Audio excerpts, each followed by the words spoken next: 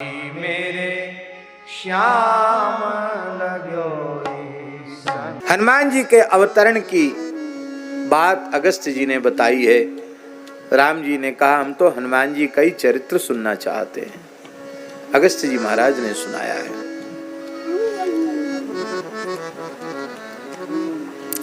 भगवान शिव के दिव्य तेज को धारण करने में कोई समर्थ नहीं थी। इस धरती की कोई देवी, कोई स्त्री समर्थ नहीं थी। भूमिका बनी ब्रह्मलोक की एक अप्सरा जिसका नाम था पुंजिकस्थला। एक महर्षि का उसने उपहास किया। महर्षि ने उसे बानरी होने का शाप दे दिया और वो पुंजिकास्थला नाम की अप्सरा ही महर्षि अगस्त्य की कन्या, महर्षि गौतम की कन्या के रूप में, गौतम की पुत्री के रूप में जन्मी और उसी का नाम अंजना हुआ। उस अंजना का विवाह वानर राज केसरी के साथ संपन्न हुआ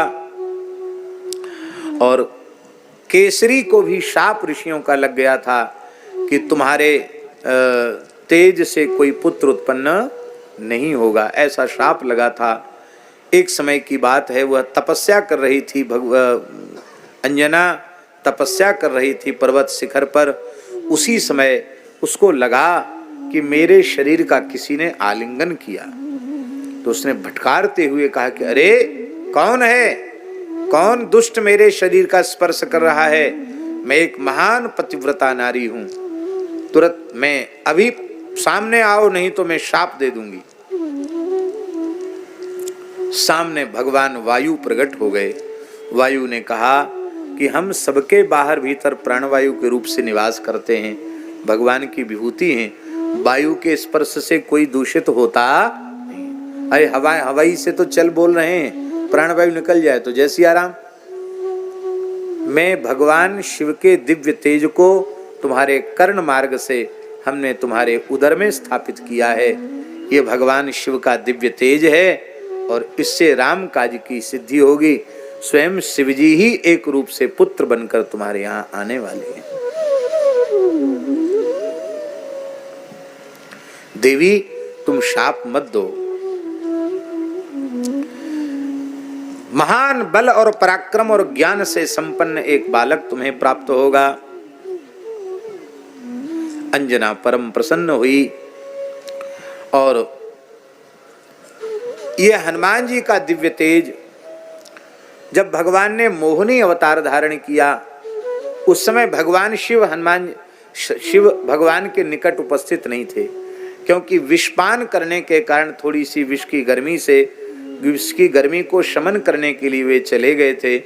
बाद में उन्हें पता चला कि भगवान ने दैत्यों को मोहित करने के लिए मोहिनी रूप धारण किया।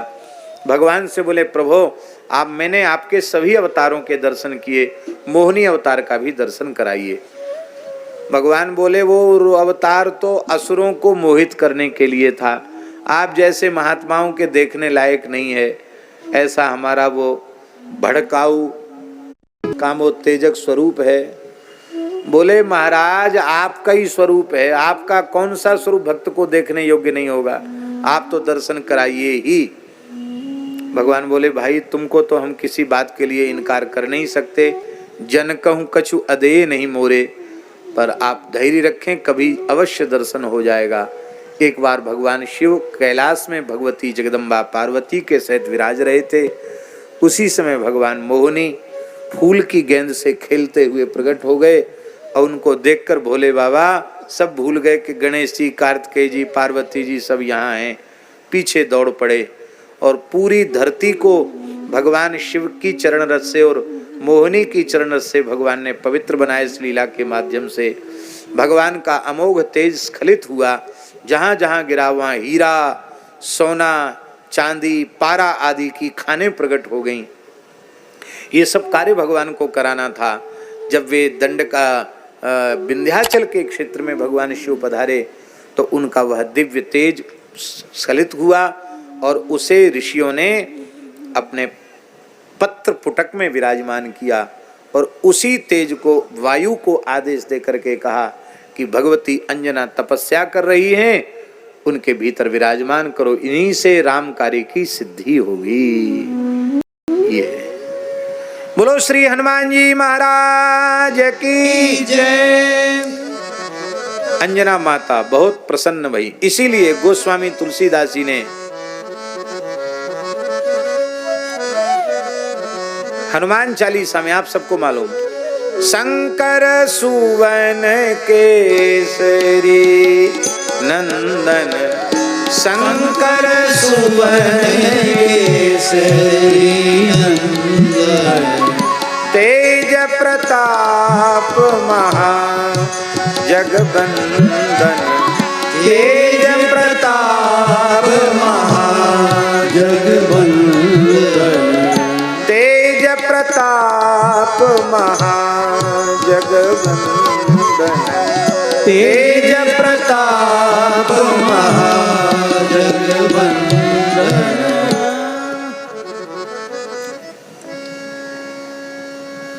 माता अंजना ने 7000 वर्ष की तपस्या की थी और भगवान शिव ने उनको दर्शन देकर कहा था कि मैं स्वयं ही तुम्हारे यहाँ एक रूप से आऊंगा।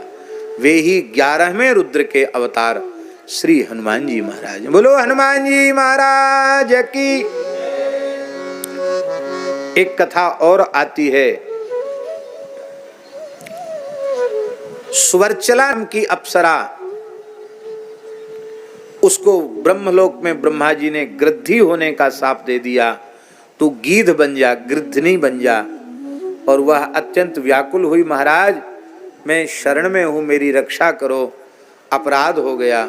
ब्रह्मा जी ने कहा कोई बात नहीं, जब चक्रवर्ती महाराज दशरथ पुत्रिष्टि यज्ञ करेंगे और वो खीर प्रकट होगी तो कैकेयी के भाग से तू खीर लेकर के जब उड़ जाएगी और उस खीर को तू खा नहीं सकेगी, पर उस दिव्य ब्रह्ममय खीर को जब तू अंजना गिरी पर तपस्या करने वाली अंजना माता को प्रदान कर देगी और उस चरु का वह भक्षण कर लेगी, तो हनुमान जी प्रकट होंगे और उनको चरु देकर तू इस शाप से मुक्त होकर पुनः सुवर्चला अप्सरा के रूप में ब्रह्मलोक में आ जाएगी। तो ऐसी भी कथा प्राप्त होती है। वही गृद्धि सहसा झपटी और चोंच से खीर लेकर के चली और जैसे ही वो पायस दिया तो उस पायस को बड़ी प्रसन्नता पूर्वक ग्रहण किया। इसलिए राम जी ने क्या कहा हनुमान चालीसा में,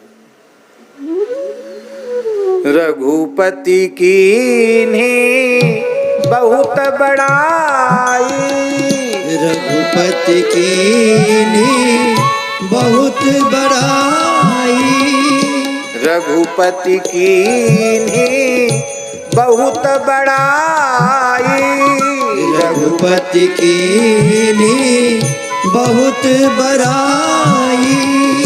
तुम मम प्रिय भरत सम भाई, तुम मम प्रिय भरत सम भाई, तुम मम प्रिय भरत सम भाई, तुम मम प्रिय भरत सम भाई। देखो गोस्वामी जी के सूत्र कैसे हैं। अब जिस चरु से भरत जी का जन्म हो रहा है उसी चरु से हनुमान जी का जन्म हो रहा है। इसलिए राम जी के तुम मम प्रिय भरत सम भाई, हनुमान जी को कहते जैसे भरत जी मेरे भाई हैं, तुम भी मेरे भाई ही लगते हो, क्योंकि जिस चरु से भरत जी का जन्म हुआ है उसी चरु से तुम्हारा भी जन्म हुआ है। कैसे कैसे रहस्य तुलसीदास जी के छोटे से हनुमान चालीसा में छिपे हुए हैं। माई मेरे श्याम लगो